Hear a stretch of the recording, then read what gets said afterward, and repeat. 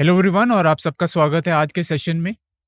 तो आज हम डिस्कस करेंगे चैप्टर द लिविंग वर्ल्ड, इससे रिलेटेड थ्योरी डिस्कस करेंगे। सो this is the part 1 of the lecture. इस लेक्चर की शुरुआत करने से पहले मैं आपको एक इन्फॉर्मेशन देना चाहता हूं कि हमारी प्रस्तुतिकरणों में उपयोग की गई छवियां, पाठ और अन्य सामग्री केवल शैक्षिक उद्देश्यों के लिए हैं। हम मूल रचनाकारों और स्वामियों के बौद्धिक संपदा अधिकारों का सम्मान करते हैं। यदि आप स्वामी हैं और आपको कोई चिंता या समस्या है तो कृपया हमें sathi@itk.ac.in पर संपर्क करें और हम उसे हटा देंगे। तो ये शुरुआत करते हैं सबसे पहले इस चैप्टर की इंट्रोडक्शन से। Now, how wonderful is the living world and the wide range of living type is amazing। जो हमारी दुनिया है, जो अर्थ है, इस पे बहुत सारे जीव और जंतु पाए जाते हैं, यानी कि बायोडाइवर्सिटी बहुत ज्यादा है। ठीक है, आप बाहर जाएंगे तो आपको इंसेक्ट की बहुत सारी स्पीशीज, प्लांट की बहुत सारी स्पीशीज, एनिमल्स की बहुत सारी स्पीशीज, इवन माइक्रो ऑर्गेनिज्म की स्पीशीज आपको दिखेंगी। सो आप इन सबको देख के क्या आप फैसिनेट नहीं होते? इजंट इट अमेजिंग कि इतनी सारी स्पीशीज हैं। Now, the extraordinary habitats in which we find living organisms, be it cold mountains, deciduous forests, oceans, freshwater lakes, desert or hot springs, leave us speechless। तो हमारी धरती पर बहुत सारे हैबिटेट्स हैं, ठीक है, बहुत सारे एक्सट्रीम हैबिटेट्स भी हैं, बहुत सारी एक्सट्रीम लोकेशन है, जैसे कि कोल्ड माउंटेन्स, ठंडे पर्वत जहां पे टेम्परेचर बहुत ही कम होता है, तो यहाँ पे विशेष प्रकार के जीव जंतु पाए जाते हैं, जैसे कि स्नो लेपर्ड हो गया। उसके बाद डेसिडुअस फॉरेस्ट होते हैं। डेसिडुअस फॉरेस्ट क्या होते हैं? इनमें वो प्लांट्स, वो ट्रीज होते हैं विच शेड देयर लीफ एनुअली, और स्पेशली कब वो शेड करते हैं अपनी लीव्स? फॉल में और समर में या स्प्रिंग में दोबारा दे रीग्रो देयर लीव्स। इसके अलावा ओशंस होते हैं, यानी कि महासागर। तो महासागर में आपने देखा होगा वहां पे जीव किस प्रकार के हैं, वहां पे एक्वेटिक एनिमल्स और प्लांट्स होते हैं। तो वहां पे जो प्रोड्यूसर्स हो गए वो हो गए फाइटोप्लैंक्टॉन्स हो गए, कंज्यूमर्स कौन से हो गए? जू प्लैंक्टॉन्स हो गए, और इसके अलावा फिशेस होती हैं, देन बिगर फिशेस। ठीक है, so this is the biodiversity और this is the type of organism present in the oceans. Ocean क्या है? एक एक्वेटिक इकोसिस्टम है। उसके बाद फ्रेश वाटर लेक्स होती हैं। यहां पे भी जो ऑर्गेनिजम्स होते हैं वो फ्रेश वाटर के बेसिस पे वो अडेप्टेड होते हैं। उसके बाद डेजर्ट्स होते हैं। डेजर्ट्स में यानी कि रेगिस्तान में क्या होता है? टेम्परेचर बहुत हाई होता है, जो ह्यूमिडिटी है, या तो आप बोल सकते हैं जो मॉइस्चर कंटेंट है एयर में वो बहुत कम होता है। इसके अलावा हॉट स्प्रिंग्स, ये एक्सट्रीम इन्वायरमेंट होते हैं हॉट स्प्रिंग्स। तो यहाँ पे एक्सट्रीमोफिल्स रहते हैं, और इन ऑर्गेनिज्म में एक पर्टिकुलर अडेप्टेशन होती है, यानी कि जो यहाँ पे बैक्टीरिया रहते हैं उनकी सेल वॉल में एक पर्टिकुलर अडेप्टेशन होती है जो कि इनको मदद करती है इन हॉट स्प्रिंग्स में सरवाइव करने के लिए। तो आप देख सकते हैं बहुत सारे हैबिटेट्स, अलग अलग हैबिटेट मौजूद हैं धरती पर, और इन हैबिटेट्स में अलग अलग प्रकार के जीव जंतु पाए जाते हैं। तो आपने दौड़ते हुए घोड़े की सुंदरता, आपने दौड़ते हुए घोड़ों को देखा होगा, आपने माइग्रेटरी बर्ड्स यानी कि प्रवासी पक्षियों को देखा होगा, फूलों की घाटी को आपने देखा होगा। तो ये सब चीजें आपको काफी फैसिनेट करती हैं। So this evokes of and deep of sense of wonder. तो आप इनको देख के बहुत ही रिलैक्स फील करते हैं, आप इनसे फैसिनेट होते हैं। Now, ecological conflict and cooperation among members of a population, among population of a community, or even the molecular traffic inside a cell makes us deeply reflect on what indeed is life. तो किसी भी ecosystem में या natural conditions में क्या होता है? या तो कंपटीशन होगा क्योंकि रिसोर्सेज लिमिटेड होते हैं, या तो फिर दो स्पीशीज के बीच में कॉपरेशन भी हो सकता है। जैसे कि म्यूचुअलिस्टिक रिलेशनशिप में क्या होता है, दोनों इंटरैक्टिंग पार्टनर्स होते हैं, they are benefited from each other. तो ये जो कंपटीशन है या जो कॉपरेशन है, ये या तो किसी भी पॉपुलेशन के मेंबर्स के बीच में हो सकता है, या तो फिर ये अलग अलग populations which belong to different species उनके बीच में भी हो सकता है। यानी कि within the members of a population and between the members of two different populations. ठीक है, तो यहां क्या लिखा है, among members of a population and among populations of community. तो कम्युनिटी किसका बना होता है, so community consist of different species, or you can say it consists of populations of different species. तो किसी भी एरिया में अलग अलग स्पीशीज रहती हैं, इंसेक्ट की अलग स्पीशीज, प्लांट की अलग स्पीशीज, एनिमल्स की अलग अलग species. So the population of different species present in an area, this forms a community. ठीक है, now this question has two implicit questions within it. ठीक है, दो क्वेश्चन कौन से हैं ये हम देखते हैं। पहला क्वेश्चन जो है वो टेक्निकल क्वेश्चन है, and seeks answer to what life is oppose to the non living. तो पहला क्वेश्चन क्या है, ये तकनीकी क्वेश्चन है, और ये क्वेश्चन क्या है कि लाइफ क्या है, okay, as compare to non living things. What is living thing as compare to non living. ठीक है, यानी कि जीवन क्या है and how it is different from non living things, निर्जीव चीजों से वो कैसे डिफरेंट है। दूसरा क्वेश्चन जो है वो फिलोसफिकल वन है, and seeks answer to what the purpose of life is. तो दूसरा क्वेश्चन जो है वो क्या है, दूसरा क्वेश्चन है कि जीवन का उद्देश्य क्या है, what is the purpose of life. As scientist we shall not attempt answering the second question which is the purpose of life. ठीक है, तो ऑर्गेनिज्म जो होते हैं वो रिप्रोड्यूस करते हैं, why they reproduce, to multiply in number, यानी कि दे maintain the species through reproduction. Okay, तो यहां पे हम व्हाट पर्पस ऑफ लाइफ को आंसर नहीं कर रहे, यहां पे हम किसके बारे में बात करेंगे, what is living, what is living and how it is different from non living things. Okay, जीवन क्या है इसके बारे में हम डिस्कशन करेंगे, और ये निर्जीव वस्तुओं से कैसे अलग है।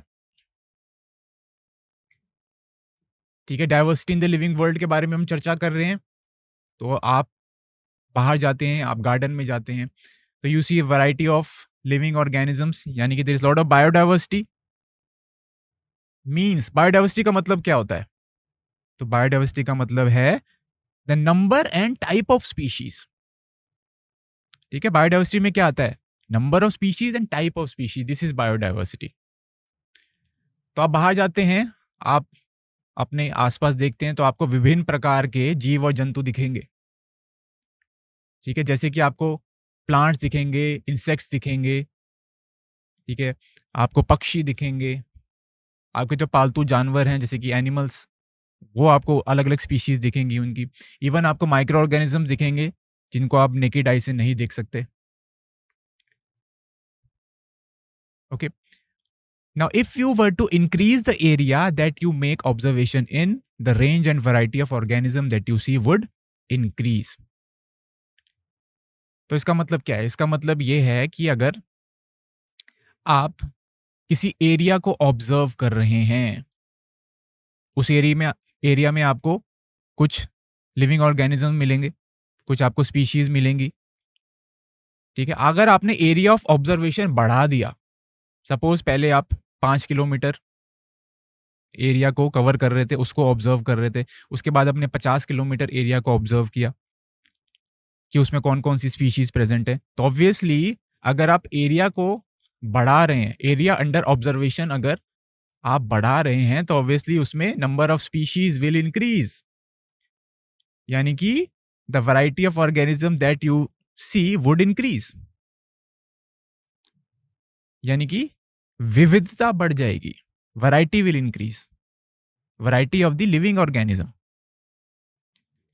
तो ये फिगर आपको क्या दिखा रही है, जैसे variety of life on the earth, यानी कि पृथ्वी पर जीवन की विविधता। तो टेरेस्ट्रियल एनिमल्स हैं जैसे कि टाइगर है, ठीक है। फिर रेप्टाइल्स आपको दिखेंगे। फंजाई, ये मशरूम जो है वो फंजाई होता है। फंगस की अलग अलग स्पीशीज होती है। एक्वेटिक लाइफ है जो कि पानी में होती है। Then you have insects which belong to phylum arthropoda. Trees आपको दिखेंगे, सिकोइया जो कि एक लार्जेस्ट ट्री है, टॉलेस्ट ट्री है वो। Then birds, okay, you will see arboreal animals. Arboreal animals यानी कि जो ट्रीज पे रहते हैं। फिर आपको अलग अलग प्रकार के प्लांट्स दिखेंगे, ठीक है। एक्वेटिक प्लांट्स भी दिखेंगे आपको। तो इस lot of biodiversity present on the earth, ठीक है। किसी भी डेंस फॉरेस्ट को अगर आप विजिट करते हैं, या आपने ट्रॉपिकल रेन फॉरेस्ट है उसको आप विजिट कर रहे हैं, तो वहां पे बायोडाइवर्सिटी बहुत ज्यादा होगी। Okay, you will see much greater number and kinds of the living organism. आपको वहां पे अलग अलग प्रकार के, विभिन्न प्रकार के जीव और जंतु दिखाई देंगे, ठीक है। तो डेंस फॉरेस्ट में variety of life forms will be more as compare to desert.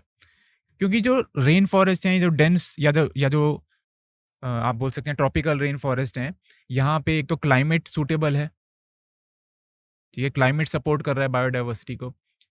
उसके अलावा यहाँ पे पर्याप्त मात्रा में ऑर्गेनिक मैटर या भोजन अवेलेबल होता है, ठीक है, to sustain, you can say, more number of organisms. Now each different kind of plant, animal, organism that you see represents a species. तो कोई भी आप प्लांट देख रहे हैं, कोई भी पौधा देख रहे हैं, कोई भी जंतु देख रहे हैं, या कोई भी जीव आप देख रहे हैं, तो वो रिप्रेजेंट करता है एक स्पीशीज।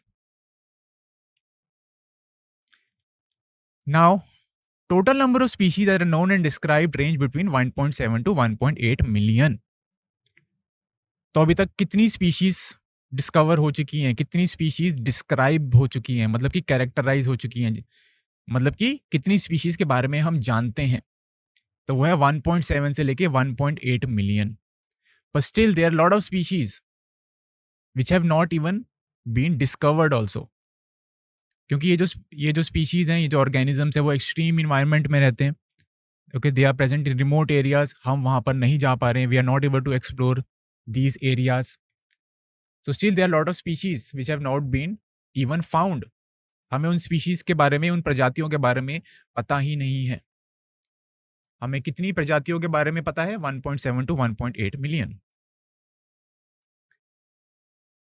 ठीक है। तो बायोडाइवर्सिटी के बारे में हमने बात करी। बायोडाइवर्सिटी क्या होता है? Number and type of the organism,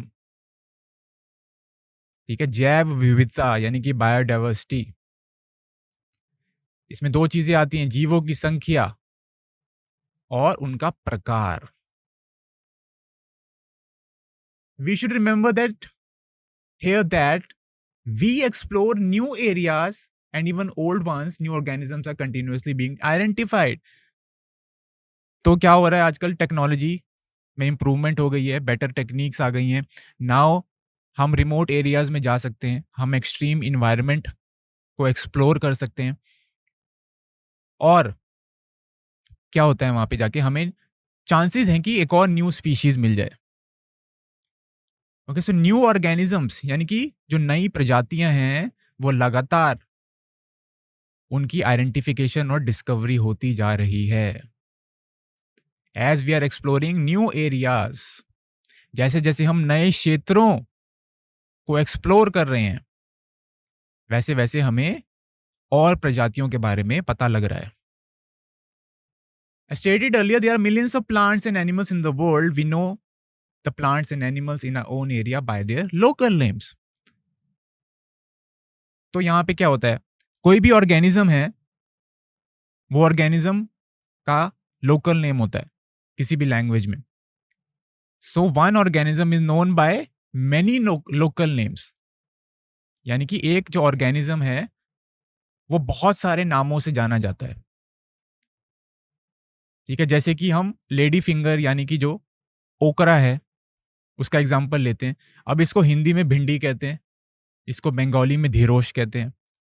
तो देख लीजिए, ऑर्गेनिज्म तो एक ही है, पर उसके बहुत सारे नाम हैं। तो दिस क्रिएट्स अ कंफ्यूजन। अगर कोई भिंडी के बारे में बात कर रहा है तो ऑब्वियसली किसी और कंट्री में जो पर्सन है जिसकी लैंग्वेज डिफरेंट है वो भिंडी समझ नहीं पाएगा कि he is talking about lady finger. तो दिस क्रिएट्स अ कंफ्यूजन। तो इस कंफ्यूजन को अवॉइड करने के लिए क्या होना चाहिए? जो ऑर्गेनिजम्स हैं, लिविंग ऑर्गेनिज्म हैं, इनको ऐसा नाम देना चाहिए जिससे जो पूरी वर्ल्ड में उसी नाम से उसे जाना जाए। Okay, so these local names would vary from place to place even within the country. जैसे मैंने आपको लेडी फिंगर का एग्जांपल दिया। Probably you would recognize the confusion that would be created if we did not find ways and means to talk to each other to refer to organism that we are talking about.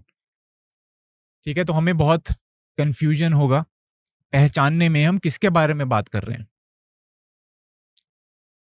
ठीक है, हम भिंडी, हमें पता है हिंदी में भिंडी है, पर तमिल भाषा में इसको कुछ और बोलते हैं, बंगाली भाषा में कुछ और बोलते हैं।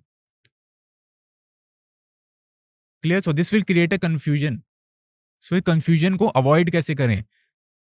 Bye giving a one specific name to that organism, और वो नेम जो है किसी और ऑर्गेनिज्म को नहीं दिया जाएगा और पूरी वर्ल्ड में उसको उसी नाम से जाना जाएगा। Hence, there is a need to standardize the naming of the living organisms such that a particular organism is known by the same name all over the world. इसलिए जो लिविंग ऑर्गेनिज्म है इनका नामकरण करना बहुत ही जरूरी है। ठीक है, ताकि पूरी दुनिया में उनको एक ही नाम से जाना जाए। इस प्रोसेस को हम बोलते हैं नोमेनक्लेचर। ठीक है, इसको हम नामकरण भी बोल सकते हैं। ओके, ना नोमेनक्लेचर का मतलब होता है नेमिंग। क्लियर? जो नाम पद्धति है इसको हम सिंपली नामकरण भी बोल सकते हैं। Nomenclature is only possible okay when you have correctly described that organism.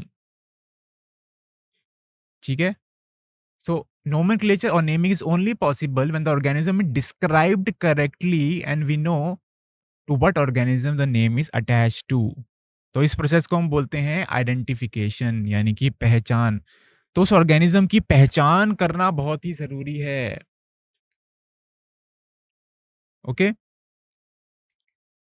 उसको हमें पहले सही ढंग से वर्णित करना चाहिए, यानी इसकी डिस्क्रिप्शन बहुत ही इंपॉर्टेंट है। इस डिस्क्रिप्शन को क्या बोलते हैं हम? पहचान, यानी कि आइडेंटिफिकेशन। तो नोमेनक्लेचर से पहले आइडेंटिफिकेशन बहुत जरूरी है। पहले हम आइडेंटिफाई करते हैं उस ऑर्गेनिज्म को, ओके, उस ऑर्गेनिज्म को करेक्टली डिस्क्राइब करते हैं, उसके बाद उसकी नेमिंग करते हैं। Now, in order to facilitate the study, number of scientists have established procedure to assign a specific name to each organism. तो हम सारे जितने भी अर्थ पे ऑर्गेनिज्म है उसको इंडिविजुअली हम स्टडी नहीं कर सकते, ये पॉसिबल नहीं है। ओके, और कंफ्यूजन भी है बहुत सारी, क्योंकि एक ऑर्गेनिज्म के बहुत सारे नेम हैं। तो उसको तो हमने एक साइंटिफिक नेम दे दिया ऑर्गेनिज्म को, इसलिए इससे हमने जो है कंफ्यूजन को हमने अवॉइड किया। So in order to facilitate the study, यानी कि अध्ययन को सरल बनाने के लिए कई वैज्ञानिकों ने प्रत्येक ज्ञात जीव को एक वैज्ञानिक नाम देने की प्रक्रिया स्थापित की है। And this is acceptable by biologist all over the world. Plants के लिए, ठीक है, for plants scientific names are based on agreed principle and criteria which are provided in international code for botanical nomenclature, abbreviated है ICBN। तो plants को scientific name किस basis पे देते हैं?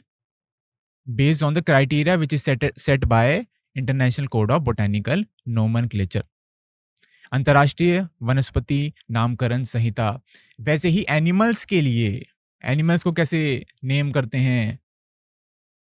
तो एनिमल टेक्सोनोमिस्ट जो हैं वो जूलॉजिकल नेम या एनिमल्स को जो साइंटिफिक नेम देते हैं that is based on ICZN, यानी कि international code of zoological nomenclature, अंतर्राष्ट्रीय प्राणी नामकरण संहिता।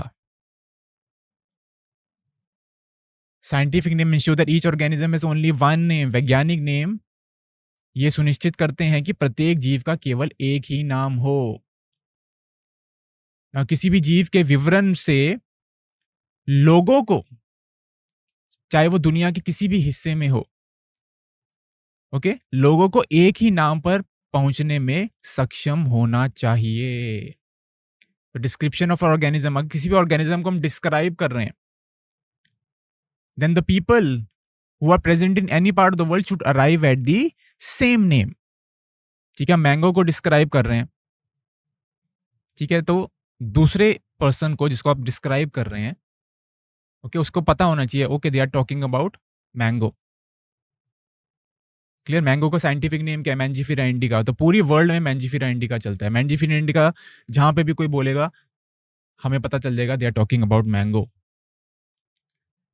दे also ensure that such a name has not been used for any other known organism. तो ये भी बहुत इंपॉर्टेंट है. वो जो साइंटिफिक नेम है किसी और ऑर्गेनिजम्स को वो असाइन नहीं होगा. Now biologists follow universally accepted principles to provide scientific name. Scientific name किसी भी ऑर्गेनिज्म को जब हम प्रोवाइड करते हैं तो कुछ प्रिंसिपल्स को फॉलो करते हैं. ये प्रिंसिपल कौन से हैं? जो साइंटिफिक नेम है, जो बायोलॉजिकल नेम है, उसके दो कंपोनेंट्स होते हैं, यानी कि दो उसके भाग होते हैं. पहला होता है जेनरिक नेम, दूसरा है स्पेसिफिक एपिथेट. ठीक है, जेनरिक नेम यानी वंश नाम, स्पेसिफिक एपिथेट यानी कि जाति संकेत पद. तो इसको क्या बोलते हैं? इसको हम बोलते हैं binomial nomenclature. Binomial nomenclature, bi means two. दो कंपोनेंट्स हैं, जेनरिक नेम और specific epithet. Binomial nomenclature Carolus Linnaeus द्वारा दिया गया था, and this is widely accepted all over the world. Okay, this system is very convenient. ये बहुत ही सुविधाजनक सिस्टम है. एग्जाम्पल, हम इस सिस्टम को एक एग्जाम्पल से समझते हैं. तो मैंगो का एग्जाम्पल लेते हैं हम. मैंगो का साइंटिफिक नेम क्या होता है? Mangifera indica. अब देख सकते हैं यहाँ पे ये बाइनोमियल नेम कैसे है. तो यहाँ पे जो मैंजीफेरा है, मैंजीफेरा जो है वो जीनस है, और जो इंडिका है, इंडिका स्पीशीज है, यानी कि वो जाति संकेत पद है. This is the specific epithet. जो जेनरिक नेम होता है वो जीनस को रिप्रेजेंट करता है, और जो स्पेसिफिक एपिथेट है वो स्पीशीज को रिप्रेजेंट करता है. Let's talk about other universal rules of nomenclature. तो पहला रूल क्या है? Biological names are written in Latin. Okay, they are generally in Latin and written in italics. They are Latinized or derived from Latin irrespective of their origin. तो scientific name जो होते हैं वो Latin भाषा में लिखे जाते हैं. लैटिन भाषा में क्यों लिखे जाते हैं? क्योंकि लैटिन जो है वो डेड लैंग्वेज है, ये इवॉल्व नहीं कर रही. इसकी वजह से जो वर्ड का मीनिंग है वो सेम रहता है. और साइंटिफिक नेम को हम इटैलिक्स में लिखते हैं. Okay, and the name will be always written in Latin irrespective of their origin. जो पहला वर्ड होता है साइंटिफिक नेम का, that represents the genus, यानी कि वो वंश के बारे में बताता है, और जो दूसरा घटक है या तो दूसरा कंपोनेंट है वो हमें उसको स्पेसिफिक एपिथेट बोलते हैं, और वो जाति के बारे में बताता है. तीसरा रूल क्या है? अगर हम साइंटिफिक नेम को लिख रहे हैं, if it is hand written, तो जेनरिक नेम और स्पेसिफिक एपिथेट को दोनों को हम सेपरेटली अंडरलाइन करेंगे, और अगर हम उसको प्रिंटेड फॉर्म में लिख रहे हैं साइंटिफिक नेम को, तो उसे इटैलिसाइज करेंगे. ठीक है, जो जीनस नेम होता है, जो जीनस नेम है, जो वंश का नाम है, वो हमेशा कैपिटल लेटर से उसकी शुरुआत होगी, और जो स्पीशीज नेम है, स्पेसिफिक एपिथेट है, वो हमेशा स्मॉल लेटर से उसकी शुरुआत होगी. ठीक है, एग्जांपल लेते हैं मैंजीफेरा इंडिका का. यहाँ पे मैंजीफेरा जेनरिक नेम है, यहाँ पे एम, कैपिटल एम से शुरुआत हुई है इसकी. इंडिका जो है वो स्पीशीज का नेम है, जो कि स्मॉल आई से जिसकी शुरुआत हुई है. जो ऑथर का नेम होता है वो स्पेसिफिक एपिथेट के बाद आता है. इंडिका स्पेसिफिक एपिथेट, इसके बाद लिन आया. लिन का मतलब है लीनियस, कैरोलस लीनियस. ठीक है, और ऑथर का नाम एब्रीविएटेड फॉर्म में आता है, पूरा नहीं लिखते उसको। ठीक है, तो करेक्ट वे क्या है साइंटिफिक नेम लिखने का? मैंजीफेरा इंडिका लिन। लिन है ऑथर का नाम जो कि एब्रीविएटेड फॉर्म में आया है। ठीक है, लिन क्या है, इसका मतलब क्या है? This indicate that the species was first described bye Linnaeus. अब हम सारे और लिविंग ऑर्गेनिजम्स को इंडिविजुअली स्टडी नहीं कर सकते। ठीक है, तो कैसे हम स्टडी करें लिविंग ऑर्गेनिज्म को? एक एक करके तो हम स्टडी नहीं कर सकते, तो इसके लिए हमने इनको क्लासिफाई कर दिया, यानी कि इनकी वर्गीकरण कर दी। ठीक है, क्लासिफिकेशन का मतलब क्या है? Grouping of the living organism into categories based on certain shared characteristics. So classification is a process by which anything is grouped into convenient categories based on some easily observable characteristic. ठीक है, जो living organism हैं उनको हम categories में जो है उनको रख देते हैं। They are grouped into categories based on easily observable characteristic. Example, we easily recognize groups such as plants or animals or dogs, cats and insect. तो अगर आप, ठीक है, कुत्तों के बारे में बात करें, बिल्लियों के बारे में बात करें, कीड़ों के बारे में बात करें, तो आपके माइंड में एक इमेज बन जाती है। ठीक है, आप इजीली रिकॉग्नाइज कर सकते हैं। तो ये भी सारे ग्रुप्स हैं, ये भी कैटेगरीज हैं। डॉग्स, कैट, इंसेक्ट्स जो हैं ये भी कैटेगरीज हैं। You can easily recognise this groups. Okay, these are groups और these are categories. The moment we use this term, we associate certain characters with the organism in that group. तो जैसे ही हम cat के बारे में बात करेंगे, बिल्ली के बारे में बात करेंगे, तो हमें बिल्ली की इमेज बनेगी। इंसेक्ट के बारे में बात करेंगे, ठीक है, तो इंसेक्ट की हमारे इमेज बनेगी। ठीक है, जब आप डॉग के बारे में बात करते हैं तो आपको ऑब्वियसली डॉग की इमेज बनेगी and not that of the cats. Alsatian के बारे में बात करते हैं, अगेन आप में जो एल्सेशियन जो है उसकी इमेज बनेगी आपके माइंड में। सिमिलरली अगर हम मैमल्स बोलते हैं, तो मैमल्स जब आप बोलते हैं तो आपके माइंड में क्या इमेज बनती है? तो मैमल्स के फीचर्स क्या क्या होते हैं? They have external years and they have body hairs. ठीक है, उनके शरीर पे बाल होते हैं, दे हैव एक्सटर्नल ईयर्स। ठीक है, मैमल्स क्या होते हैं? स्तनधारी। ओके, तो ये इनके फीचर्स होते हैं, कैरेक्टरिस्टिक फीचर्स हैं इनके। तो जब भी आप कोई भी ग्रुप के बारे में बात करते हैं तो आपके माइंड में एक इमेज बन जाती है।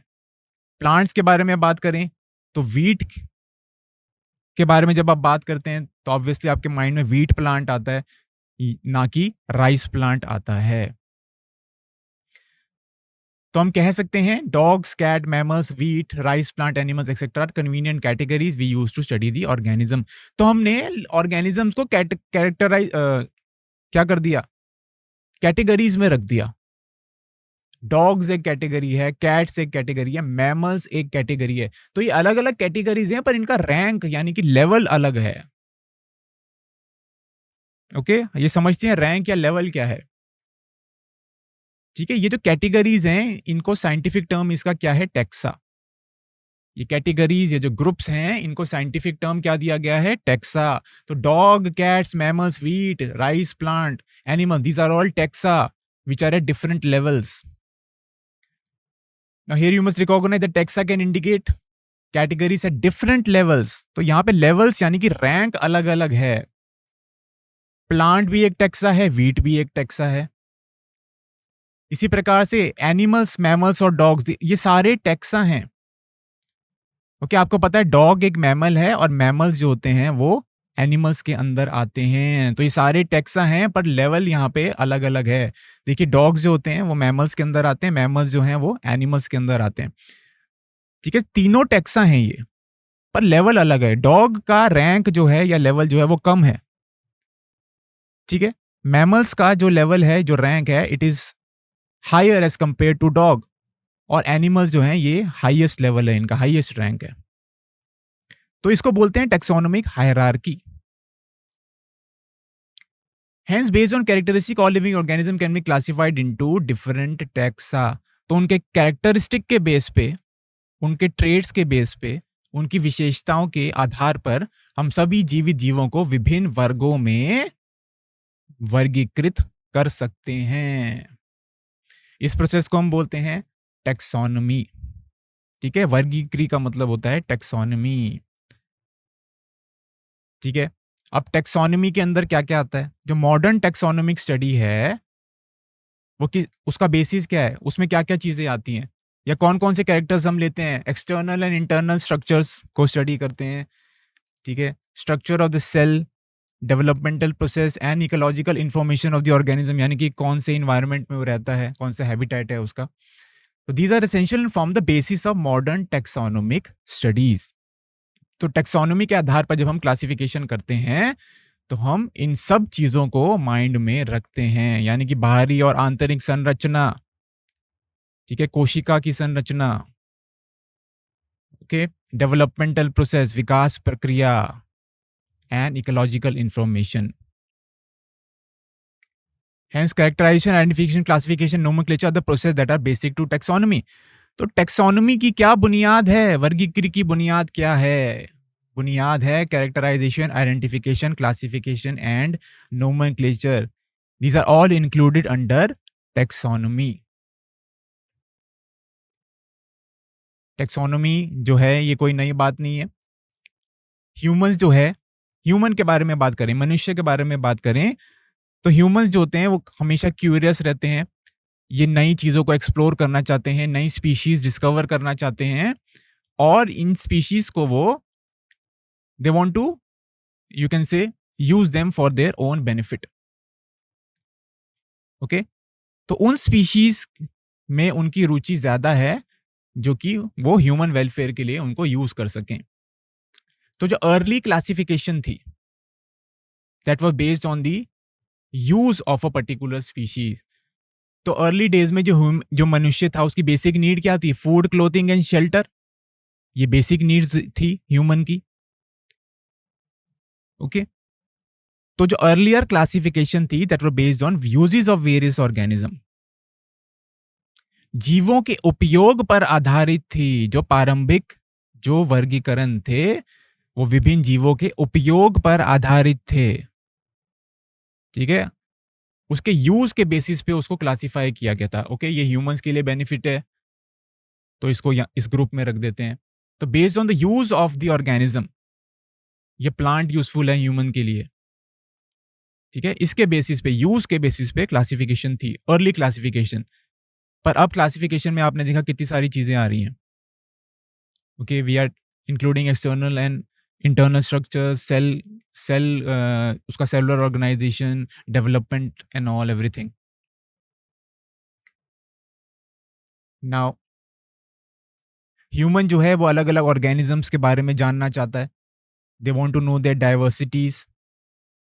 ओके, कितनी डाइवर्सिटी है किसी भी लिविंग ऑर्गेनिज्म की, कितनी स्पीशीज मौजूद हैं किसी भी लिविंग ऑर्गेनिज्म की, कितने प्रकार के ऑर्गेनिज्म मौजूद हैं, इसके बारे में जानना चाहता है मनुष्य. इसके अलावा they also want to know about the relationship among the organisms, कि कितने रिलेटेड हैं वो ऑर्गेनिज्म. ठीक है, आपने देखा होगा जो अभी भी ऑर्गेनिज्म मौजूद हैं, प्रेजेंट डे में जो ऑर्गेनिज्म मौजूद हैं, they are quite similar to each other and they are also similar to organism which were present in the past. ठीक है, तो मनुष्य जो है वह एक और चीज में उसकी रुचि है. किस चीज में रुचि है उसकी? he also want to know about the relationship among different organism. Okay, relationship कौन सा? Evolutionary relationship. ठीक है, तो this branch of study was referred to as systematics. ठीक है, तो सिस्टमैटिक्स में क्या आ गया? सिस्टमैटिक्स में आपका relationship among the organisms, this is also included under systematics. The word systematic is derived from the word systema, which means systematic arrangement of the organism. Linnaeus जो थे उन्होंने सिस्टमा नेचुरा जो है यूज किया as a title of his publication. तो ये एक fact है, ठीक है। बाद में सिस्टमैटिक का स्कोप जो है वो बढ़ाया गया और उसमें हमने क्या क्या इंक्लूड किया, identification, nomenclature and classification. Clear? Identification, nomenclature, classification जो है वो टेक्सोनोमी के अंडर भी आता है। तो टेक्सोनोमी और सिस्टमैटिक में डिफरेंस क्या हुआ? दोनों में आइडेंटिफिकेशन, नोमेनक्लेचर और क्लासिफिकेशन आ रहा है दोनों के अंदर, ठीक है। डिफरेंस ये है कि systematic also take into account the evolutionary relationship between the organism, ठीक है। तो ये डिफरेंस है टेक्सोनोमी और सिस्टमैटिक्स में। Systematics also include evolutionary relationship between the organism, ठीक है। अब हम जितनी भी थ्योरी पढ़ी है उसको समराइज कर लेते हैं। तो the living world is rich in variety, जो जीव जगत है वो विविधता से भरपूर है। There lot of species of plants, animals, insects, even micro organism, ठीक है। प्लांट्स और एनिमल्स जो हैं 1.7 टू 1.8 मिलियन प्लांट्स के बारे में हमें पता है, उसको हम कैरेक्टराइज कर चुके हैं। पर अभी भी बहुत सारी ऐसी एनिमल्स और प्लांट की स्पीशीज है, माइक्रो ऑर्गेनिज्म की स्पीशीज है जो अभी तक डिस्कवर नहीं हुई हैं। ये जो ऑर्गेनिजम्स हैं, ठीक है, ये कैसे डिफरेंट है एक दूसरे से? ये साइज में डिफरेंट है, इनके कलर में डिफरेंस है, इनके हैबिटेट में डिफरेंस है, ठीक है, इनके फिजियोलॉजी में डिफरेंस है, मॉर्फोलॉजी में डिफरेंस है, यानी कि कैसे वो दिखते हैं, इनके एक्सटर्नल फीचर्स कैसे हैं, इन सब में डिफरेंसेस हैं। Okay, now in order to facilitate study of kinds and diversity of organisms, biology have evolved certain rules and principles for identification, nomenclature and classification of organism. तो बायोडाइवर्सिटी बहुत ज़्यादा है, हम इंडिविजुअल ऑर्गेनिज्म को study नहीं कर सकते, इसलिए बायोलॉजिस्ट ने क्या किया, उन्होंने इन ऑर्गेनिजम्स की क्लासिफिकेशन कर दी, इनको कैटेगरीज में डिवाइड कर दिया बेस्ड ऑन शेयर्ड कैरेक्टरिस्टिक्स, ठीक है। उसके बाद टेक्सोनोमिस्ट आए। ओके, टेक्सोनोमी में क्या इंक्लूडेड, आइडेंटिफिकेशन, नोमेनक्लेचर, क्लासिफिकेशन। तो दिस इज टेक्सोनोमी, ठीक है। Branch of knowledge dealing with these aspects is refer to at taxonomy. Taxonomy में क्या गया, आइडेंटिफिकेशन, नोमेनक्लेचर एंड क्लासिफिकेशन, ठीक है। इसके बाद सिस्टमैटिक्स आया। सिस्टमैटिक्स में क्या आता है, systematics also takes into account evolutionary relationship between the organisms. तो आपको याद रखना है टेक्सोनोमी और सिस्टमैटिक्स में डिफरेंस है कि systematic also include evolutionary relationship between दी ऑर्गेनिज्म। तो इसी के साथ हम थ्योरी यहीं पे हमारी समाप्त होती है। अब हम स्टार्ट करते हैं इस चैप्टर से रिलेटेड डीपीपी की। तो आइए अब शुरुआत करते हैं हम डीपीपी से। तो पहला क्वेश्चन क्या है, विच of the following is the primary purpose of binomial nomenclature. Nomenclature का पर्पस क्या है, बाइनोमियल नोमेनक्लेचर क्या था, यानी कि कोई भी साइंटिफिक नेम होता है उसके दो कंपोनेंट होते हैं, ठीक है।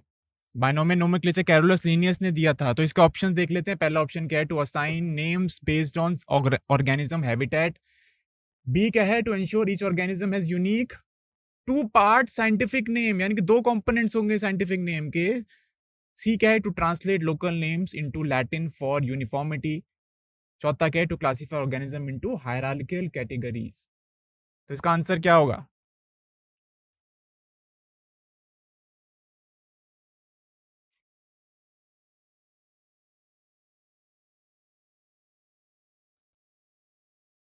तो इसका आंसर होगा ऑप्शन नंबर बी। किसी भी साइंटिफिक नेम के दो कंपोनेंट्स होते हैं, पहला है जेनरिक नेम, दूसरा है स्पेसिफिक एपिथेट। अगला क्वेश्चन है, according to international code of botanical nomenclature which rule applies to biological names. ठीक है, आईसीबीएन जो है, ठीक है, दिस प्रोवाइड्स अ प्रिंसिपल, इनके प्रिंसिपल पे हम प्लांट्स की नेमिंग करते हैं। तो पहला क्या, names are always underlined when printed, क्या उसको हम अंडरलाइन करते हैं या उसको इटैलिसाइज करते हैं। दूसरा क्या, genus name start with a lower case letter, क्या जीनस का नाम जो है वो स्मॉल लेटर से स्टार्ट होता है। थर्ड क्या है, specific epithet is written in italics, का स्पेसिफिक एपिथेट को हम इटैलिक्स में लिखते हैं। ओके, लास्ट क्या है, the genus name is capitalised. तो इसका आंसर क्या होगा,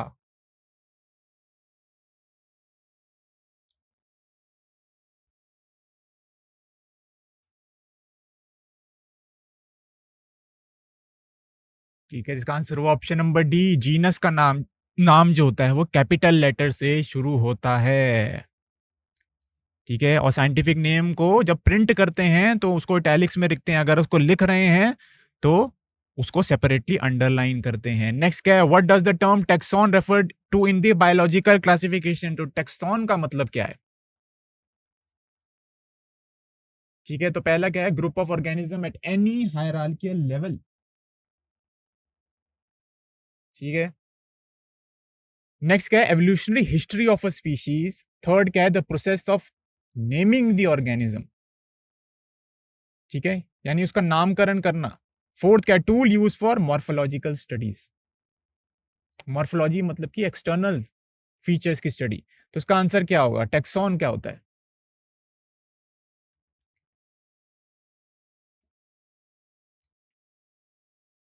तो इसका आंसर है ऑप्शन नंबर ए, इसका सही होगा आंसर। टेक्सॉन एक कैटेगरी होता है, एक ग्रुप होता है which can be present at any hierarchical level. जैसे डॉग्स भी एक टेक्सॉन है, मैमल्स एक टेक्सॉन है, एनिमल एक टेक्सॉन है या टेक्सा है। ठीक है, पर लेवल्स यहाँ पे अलग अलग है, रैंक अलग अलग है। तो it is group of organisms. Okay, और इनको कैसे क्लासिफाई किया जाता है, कैसे इनको एक ग्रुप में रखा जाता है, बेस्ड ऑन शेयर्ड कैरेक्टरिस्टिक। अगला क्वेश्चन क्या, which of the following is a component of systematics? तो सिस्टमैटिक्स का कंपोनेंट कौन सा होता है? पहला है studying only the external structure of organism, यानी कि मॉर्फोलॉजी। नेक्स्ट क्या है, focusing solely on ecological interactions. तो बहुत सारी इंटरैक्शंस होती हैं इकोसिस्टम में। ठीक है, कॉपरेशन होती है, कंपटीशन होता है। नेक्स्ट क्या है, analysing evolutionary relationship among organism. और फोर्थ क्या है, exclusively using common names for identification. इसका आंसर क्या होगा?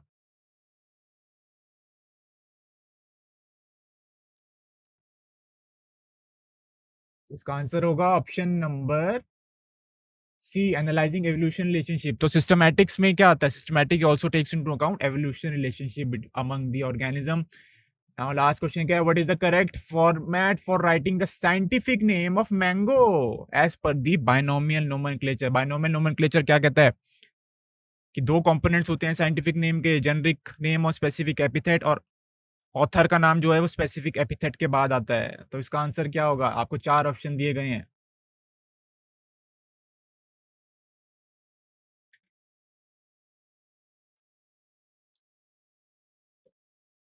इसका आंसर है ऑप्शन नंबर बी होगा, मैंजिफेरा इंडिका लिन। तो मैंजिफेरा इंडिका जो है वो इटैलिक्स में लिखा गया है, जीनस का नाम जो है वो कैपिटल में लिखा गया है, स्पीशीज का नाम जो है वो स्मॉल लेटर से शुरुआत हो रही है उसकी, लिन जो है वो लीनियस है जो कि एब्रीविएटेड फॉर्म में लिखा गया है। ठीक है, तो इसी के साथ हमारे डीपीपी भी समाप्त होते हैं, हमारे सारे उत्तर सही हैं। ठीक है, तो यहीं पे इस सेशन को हम समाप्त करते हैं। मैं आशा करता हूँ सेशन आपको काफी नॉलेजेबल लगा होगा।